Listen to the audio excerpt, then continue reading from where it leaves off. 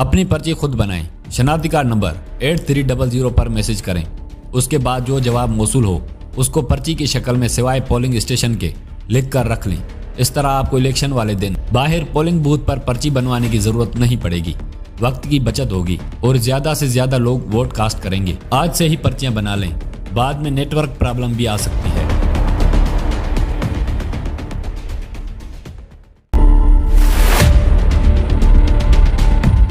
अपनी पर्ची खुद बनाएं। शनाख्ती कार्ड नंबर 8300 पर मैसेज करें। उसके बाद जो जवाब मौसूल हो उसको पर्ची की शक्ल में सिवाय पोलिंग स्टेशन के लिख कर रख लें।